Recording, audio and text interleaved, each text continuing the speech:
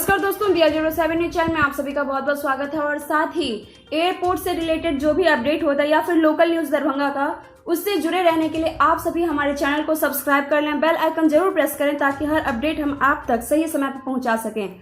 साथ ही जितना से जितना हो सके आप सभी शेयर कीजिए एक दूसरे से, ताकि जो हमारा ये अपडेट है, जो हम रोज नया वीडियो आप सबों के लिए बनाकर लाते हैं, वो सही इंसान तक, हर इंसान तक पहुंच सके हमारा, जो मतलब जिन्हें इस सब की जरूरत है। दोस्तों तो आज हम अपना न्यूज शुरू करने वाले हैं आप सबों के लिए कि लगातार मुसीबतों का जो दौर है एयरपोर्ट का, वो खत्म होने का नाम बिल्कुल भी नहीं ले रहा। और एक बार फिर से दरभंगा एयरपोर्ट पर बड़ा खतरा देखने को मिल रहा है।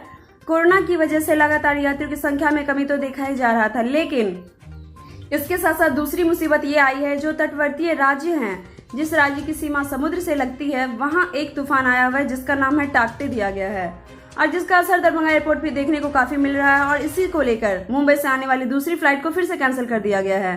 साथ ही यहाँ से जाने वाली जो फ्लाइट है उसे भी कैंसिल कर दी गई है, और साथ ही अहमदाबाद से आने वाली कल की जो फ्लाइट थी वो भी कैंसिल हो गया है।